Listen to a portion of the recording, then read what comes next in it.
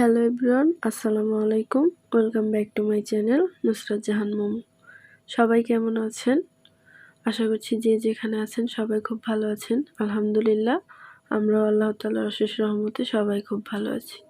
তো বরাবরের মতোই আবার নতুন আরও একটি ব্লগ নিয়ে চলে এলাম। আমি আশা করছি আমার আজকের এই ব্লগটি আপনাদের সবার কাছে ভালো লাগবে। তো আজকের ব্লগটা আমি সকাল থেকে শুরু করেছি।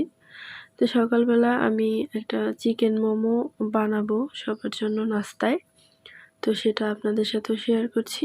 আমি যেভাবে আ খুব অল্প উপকরণে চিকেন মোমো বানিয়ে নেই, সেটাই আপনাদের সাথে শেয়ার করছি।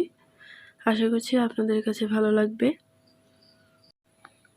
যদি ভালো লাগে আর আপনি যদি চান তাহলে আমার চ্যানেলটিকে সাবস্ক্রাইব করে আমার পাশেই থাকবেন। আর পাশে থাকা বেল আইকনটি প্রেস করে দিবেন যদি আপনি নিয়মিত আমার এই ব্লগগুলো দেখতে চান তাহলে। তো এখানে আমি চিকেনের ব্রেস্টের অংশটা নিয়েছি, যেহেতু চিকেনের ব্রেস্টের মধ্যে খুব বেশি হাড় থাকে না সেজন্য। আর চিকেন মোমোতে কিন্তু হাড় থাকলে খেতে ভালো লাগে না, হাড় থাকলেও সেটা আমি ফেলে দিব। তো এই তো একটা ছুরির সাহায্যে আমি এটাকে কুচি কুচি করে একদম ঝুরি করে নিয়েছি। এখন আমি একটা মিক্সিং বোলে এটাকে নিয়ে নিলাম। নিয়ে এর মধ্যে একে একে সব ধরনের মশলা দিয়ে দিব। প্রথমে আমি কালো গোলমরিচ দিয়ে দিলাম, লেবুর রস দিয়ে দিলাম। এখানে আছে লাইট সয়া সস, কাঁচামরিচ আর পেঁয়াজ কুচি। এখানে আমি ধনেপাতা কুচি করে রেখেছি সেটা দিয়ে দিলাম। আর এখানে আছে আদা রসুনের পেস্ট দিয়ে এখন এটাকে আমি সুন্দর করে ভালোভাবে একদম মিক্স করে নিব, যেন মশলাটা ভালোভাবে এর মধ্যে ঢুকে। এরকমভাবে সুন্দর করে ভালোভাবে সময় নিয়ে একটু মিক্স করব। এটা যত ভালোভাবে মিক্স করা হবে খেতে ততটাই মজা হবে। তো এটা মিক্স করে নেওয়া শেষ। এখন এর মধ্যে আমি সামান্য পরিমাণে রান্নার রেগুলার তেল গরম করে দিয়ে দিলাম। এখানে বাটার দিলে স্মেলটা খুব বেশি ভালো আসে। তো আমার ঘরে যেহেতু বাটার ছিল না, তাই আমি রান্নার রেগুলার তেল গরম করে দিয়ে দিয়েছি। তো এই তেল দিয়ে বানালেও এটা কিন্তু খেতে অনেক বেশি মজার হয়। শুধু বাটার দিলে একটা এক্সট্রা স্মেল এর মধ্যে ঢুকে আর কি, এতটুকুই, কিন্তু খেতে অনেক বেশি মজা হয়। তো ঠিক আছে, এটাকে আমি নেড়েচেড়ে মিক্স করে নিচ্ছি। তারপর মোমো বানাতে যে ডোটা দরকার ময়দার, সেটা করে নিব। তো এখানে আমি অন্য একটা মিক্সিং বল নিয়ে নিয়েছি। তো এখানে 1 কাপ পরিমাণে ময়দা নিয়ে নিয়েছি, সামান্য পরিমাণে লবণ দিয়ে দিলাম আর একটু তেল দিয়ে দিলাম, রান্নার রেগুলার তেল। এটাকে একটু মিক্স করে নিচ্ছি সুন্দর করে, এভাবে হাত দিয়ে ঘুরিয়ে ঘুরিয়ে এটাকে সুন্দর করে মিক্স করে নিতে হবে। মিক্স করে নিয়ে হালকা কুসুম গরম পানি দিয়ে এটাকে আমি একটা ডো তৈরি করে নিব। এই তো এখানে আমি প্রথমে একটু দিয়ে দিলাম, অল্প একটু, একেবারে সবটা দিব না, তাহলে আবার হয়তো দেখা যাবে যে এটা খুব বেশি নরম হয়ে যাবে। এটা খুব বেশি নরমও না, আবার খুব বেশি পাতলা টাইটও না, এরকম মিডিয়াম একটা শক্ত ডো তৈরি করে নিব। এই তো কয়েকবার পানি দিয়ে আমি সুন্দর করে মিক্স করে এটাকে একটা শক্ত ডো তৈরি করে নিয়েছি। এখন আমি এটাকে ছোট ছোট করে লেচি কেটে নিব। আজ নাস্তাটা আমি খুব শর্টকাটই তৈরি করে নিয়েছি। তার কারণ হচ্ছে আজ আমাদের বাসার মধ্যে যে পেছনের সাইডের অংশগুলো থাকে, সে অংশটা হচ্ছে মাটি। তো আজ এটাকে পাকা করা হবে, তো মিস্ত্রি রাখা হয়েছে। তো সেজন্য তাড়াহুড়ো করে সকালের নাস্তা বানিয়ে নিচ্ছি। তার কারণ হচ্ছে যে মিস্ত্রি রাখা হয়েছে, তাদেরকেও কিন্তু দুপুরবেলা আমাদের খাওয়াতে হবে। তো সেজন্য আমি সকালের নাস্তাটা একটু তাড়াহুড়া করে নিচ্ছি। তারপর আবার দুপুরে রান্না করব। তো সেটা ডিটেলসে শেয়ার করব না, একটু একটু করে শ্যুট করার চেষ্টা করব আর আপনাদের সাথে শেয়ার করব। আর যে বাড়ির পেছনের সাইডটা পাকা করা হয়েছে সেটাও একটু আপনাদের সাথে শেয়ার করব। এই তো কথা বলতে বলতে আমি এরকম একটা ছোট রুটি বানিয়ে নিয়েছি। এর মধ্যে যে চিকেন মোমোর জন্য পুর বানিয়ে রেখেছিলাম সেটা দিয়ে দিলাম, দিয়ে একটু হাত দিয়ে ফোল্ড করে করে আমি মোমোর শেপ দিয়ে নিচ্ছি। তো এটা আমি কিভাবে করছি সেটা আপনারা দেখেই বুঝে নিতে পারবেন। এটা তো আর বলেই কিভাবে বুঝাবো আমি। তো সেজন্য আপনারা দেখেই একটু বুঝে নেন। এই তো আপনাদের সুবিধার্থে আমি আরও একটা বানিয়ে দেখাচ্ছি। আপনারা একটু লক্ষ্য করলেই বুঝতে পারবেন এটা আমি কিভাবে বানাচ্ছি। একেবারেই সহজ। 2 হাতে একটু কুচির মতো করে নিয়ে একটু গোল করে প্রেস করে নিলেই কিন্তু চিকেন মোমোর শেপ হয়ে যাবে। এই তো সবগুলো মোমো আমার তৈরি করে নেওয়া শেষ। এখন আমি এগুলোকে স্টিম করব। স্টিম করার জন্য আমি প্রেসার কুকারের যে স্টিমারটা থাকে সেটা নিয়ে নিয়েছি।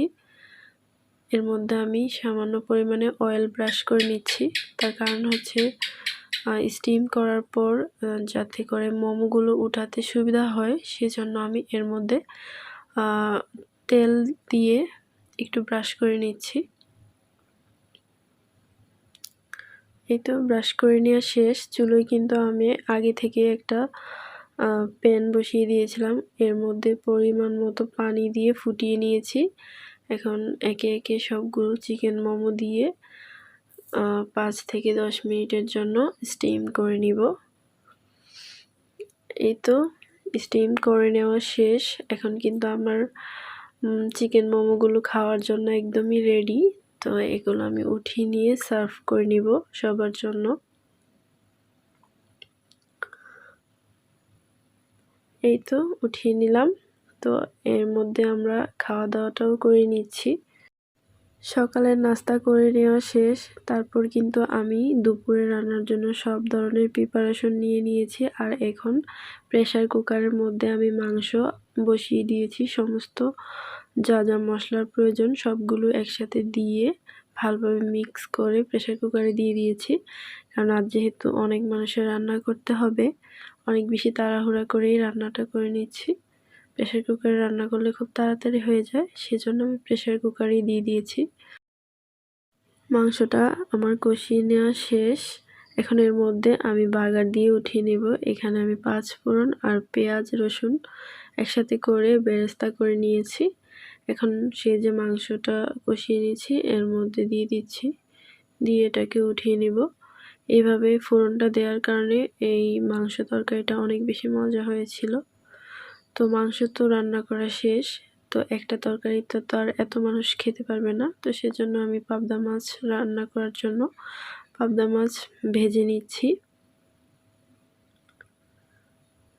পাবদা মাছগুলো অন্য চুলায় আমার ভাজা হতে থাক। তো অন্য চুলায় আমি আরও একটা ফ্রাই প্যান বসিয়ে দিয়েছি। পর্যাপ্ত পরিমাণে অয়েল দিয়ে দিয়েছি। এর মধ্যে পেঁয়াজ কুচি দিয়ে পটল দিয়ে দিয়েছি। পটলটাকে একটু হালকা ফ্রাই করে নিব, সেজন্য আগেই দিয়ে দিলাম মশলা দেওয়ার আগে। এই তো আমার পাবদা মাছগুলো ভাজা হয়ে গিয়েছে। এগুলো আমি উঠিয়ে একটা সাইডে রেখে দেব। পাবদা মাছগুলো আমার উঠিয়ে নেওয়া শেষ। এখন আমি অন্য চুলায় যে পটল বসিয়েছি সেটা একটু দেখছি। এই তো এর মধ্যে কিন্তু অফ ক্যামেরা আমি পটলের মধ্যে সব ধরনের মশলাপাতি দিয়ে কষিয়ে নিয়েছি। আর কষানোর মধ্যে পটলটাকেও আমি সিদ্ধ করে নিয়েছি। তো এর মধ্যে হচ্ছে আমি ঝোল দিয়ে দিলাম। ঝোল দিয়ে একটু ঢাকা দিয়ে দিলাম। এখন এর মধ্যে মাছগুলো দিয়ে দিচ্ছি। মাছগুলো দিয়ে একটু নাড়াচাড়া করে আবারও এটাকে ঢেকে রেখে চুলোর মধ্যে কিছুক্ষণ রাখবো। রেখে ফুটিয়ে নিলে কিন্তু আমার তরকারিটা হয়ে যাবে। এই তো আমি এখন চুলোর আঁচটা একদমই অফ করে দিয়েছি আর ধনেপাতা দিয়ে দিলাম। দিয়ে এখন এটাকে উঠিয়ে নিচ্ছি। আর এই তো এই যে দেখেন যে বলেছিলাম যে পিছনের সাইডগুলো পাকা করা হবে, সেগুলো একটা সাইড করা হয়েছে। তো এটা আমি আপনাদেরকে একটু দেখাচ্ছি।